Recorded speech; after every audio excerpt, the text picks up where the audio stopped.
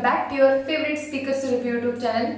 आज मैं आपके लिए एक और इंटरेस्टिंग सब्जेक्ट लेकर आई हूँ। जैसे कि हमने पिछले 2 वीडियो में देखा कि किस तरह व्यापार करने आए अंग्रेजी हुकूमत ने धीरे धीरे भारत पर कब्जा करते हुए भारत को गुलाम बनाना शुरू कर दिया। बैटल ऑफ प्लासी और बैटल ऑफ बक्सर के युद्ध से ही अंग्रेजी हुकूमत को विरोध होना शुरू हो गया था।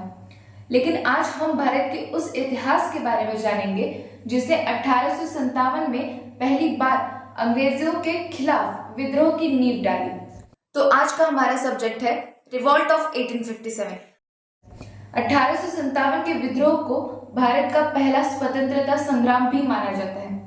यह ब्रिटिश ईस्ट इंडिया कंपनी शासन के खिलाफ एक ऐतिहासिक क्रांतिकारी घटना थी। उस समय जैसे जैसे अंग्रेजों के अत्याचार बढ़ते गए वैसे ही भारतीयों का आक्रोश भी बढ़ता गया, जिसने 1857 की क्रांति को हवा दी। 1857 की क्रांति की शुरुआत मेरठ से हुई थी। 1857 का भारतीय विद्रोह भारत में एक व्यापक लेकिन असफल विद्रोह था। यह विद्रोह ब्रिटिश ईस्ट इंडिया कंपनी के अन्यायपूर्ण शासन के खिलाफ भारत में एक शक्तिशाली विद्रोह था। लेकिन इस विद्रोह की शुरुआत उत्तरी और मध्य भारत के सशस्त्र विद्रोह से हुई, लेकिन इसमें जनता की भागीदारी भी शामिल थी। असंतोष के छोटे छोटे संकेत पहले दिखने लग गए थे, जिसमें छावनी क्षेत्रों में फायर रेजिंग की घटनाएं भी शामिल थी। मई 1857 में एक बड़े विद्रोह के रूप में उभरा यह स्वतंत्रता संग्राम धीरे धीरे प्रभावी क्षेत्रों में एक पूर्ण युद्ध में बदल गया। इस युद्ध ने भारत में ब्रिटिश ईस्ट इंडिया कंपनी के शासन का अंत कर दिया और अगले 90 वर्षों तक भारत देश ब्रिटिश सरकार के प्रत्यक्ष शासन के नियंत्रण में रहा। तो क्या कारण था 1857 के विद्रोह का? 1857 के विद्रोह का मुख्य कारण चर्बी वाले कारतूसों और भारतीय सैनिकों में असंतोष को माना गया, लेकिन यही विद्रोह के मुख्य कारण नहीं थे। एक्चुअल में विद्रोह पैदा करने के लिए कई कारणों ने मिलकर काम किया था। उसमें से पहला कारण था सामाजिक और धार्मिक बदलाव। कंपनी शासन के विस्तार के साथ साथ अंग्रेजों ने भारतीयों के साथ क्रूरतापूर्ण व्यवहार करना शुरू कर दिया था। अंग्रेजों ने भारतीयों के धार्मिक और सामाजिक जीवन में हस्तक्षेप शुरू कर दिया था। भारत में 1829 का सती प्रोहिबिशन एक्ट और 1856 का हिंदू विडो रिमैरेज एक्ट जैसे एक्ट लागू किए। ख्रिस्ती मिशनरियों को भारत में प्रवेश करने की और धर्मांतरण के अपने मिशन को आगे बढ़ाने की परमिशन दी गई। ख्रिस्ती धर्म स्वीकारने वाले भारतीयों को अंग्रेजों की नौकरी में प्रमोशन देते थे और भारतीय धर्म का पालन करने वालों को हर तरीके से अपमानित किया जाता था। 1850 के रिलीजियस डिसेबिलिटीज एक्ट और कास्ट डिसेबिलिटीज रिमूवल एक्ट, इन 2 एक्ट ने पारंपरिक हिंदू लॉ को मॉडिफाई किया। रिलीजियस डिसेबिलिटीज एक्ट के अनुसार हिंदू धर्म से दूसरे धर्म में धर्मांतरित व्यक्ति को अपने पिता की संपत्ति पाने का अधिकार दिया और कास्ट डिसेबिलिटीज रिमूवल एक्ट ने धर्मांतरित व्यक्ति को अपने अधिकारों को अफेक्ट करने वाले सभी कानूनों को खत्म कर दिया। पढ़ाई के विस्तृत तरीके हिंदुओं के साथ मुसलमानों की रूढ़िवाद को सीधे चुनौती दे रहे थे। यहाँ तक कि रेलवे और टेलीग्राफ की शुरुआत को भी संदेह की दृष्टि से देखा गया। दूसरा कारण था मुक्त व्यापार का साम्राज्यवाद। ब्रिटिश शासन के कारण गांव की आत्मनिर्भरता समाप्त हो गई थी और खेती का कमर्शियलाइजेशन यानी व्यवसायीकरण हुआ, जिससे किसानों पर बोझ बढ़ने लगा। कर वसूली के लिए गरीब लोगों के जमीनों पर जबरदस्ती कब्जा किया जाने लगा।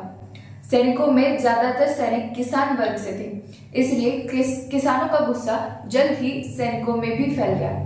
1800 से फ्री ट्रेड के साम्राज्यवाद को अपनाया गया और गैर औद्योगिकीकरण हुआ और धन को अंग्रेजों ने हड़प लिया, जिसके कारण अर्थव्यवस्था में गिरावट आई। ब्रिटिश निर्मित वस्तुओं का भारत में प्रवेश होने के कारण भारत का क्लोथ बिजनेस बर्बाद होने लगा। इतना ही नहीं, ब्रिटिश मशीनों के वजह से हाथ से बने जाने वाले बाकी उद्योगों पर भी बुरा असर होने लगा और धीरे धीरे हस्त उद्योग खत्म होने की कगार पर आ गए। तीसरा कारण था सैनिकों में असंतोष। भारत में ब्रिटिश सेना में 87% भारतीय सैनिक थे, लेकिन उन्हें ब्रिटिश सैनिकों से लो क्लास का माना जाता था। भारत में ब्रिटिश शासन ने सैनिकों के सर्विस स्टेटस पर बुरा इम्पैक्ट डाला था। भारतीय सैनिकों को उसी रैंक के यूरोपीय सैनिक से कम वेतन दिया जाता था। 1856 में लॉर्ड कैनिंग ने जनरल सर्विस एनलिस्टमेंट एक्ट जारी किया। उसके अंडर किसी भी भारतीय सैनिक को जरूरत पड़ने पर उसे समुद्र पार भी जाना पड़ सकता था। लॉर्ड डलहौजी ने 1854 का पोस्ट ऑफिस एक्ट जारी किया। इस नियम के अंडर भारतीय सैनिकों को प्रिविलेज ऑफ फ्री पोस्टेज को वापस ले लिया गया। चौथा कारण था अंग्रेजों की विस्तारवादी नीति और डॉक्ट्रिन ऑफ लेप्स। ब्रिटिश भारतीय क्षेत्र का अंतिम बड़ा विस्तार डलहौजी के समय हुआ।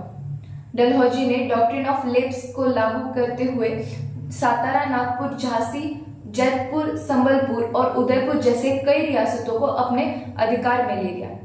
रानी लक्ष्मीबाई के दत्तक पुत्र को झांसी के सिंहासन पर बैठने की अनुमति नहीं दी गई।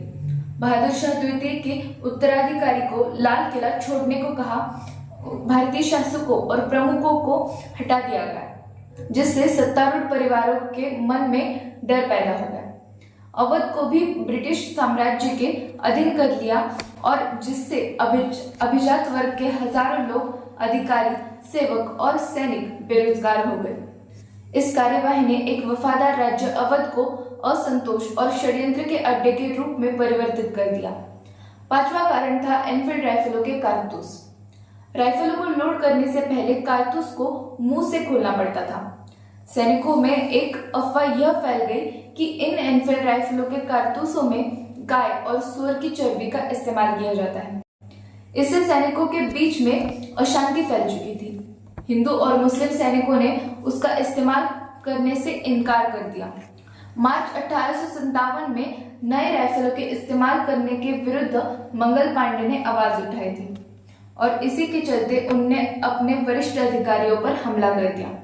इस कारण 8 अप्रैल 1857 को मंगल पांडे को फांसी दे दी गई।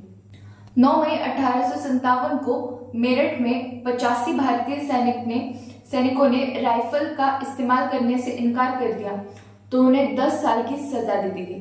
तो ये कारण थे कि जिसकी वजह से 1857 का विद्रोह हुआ।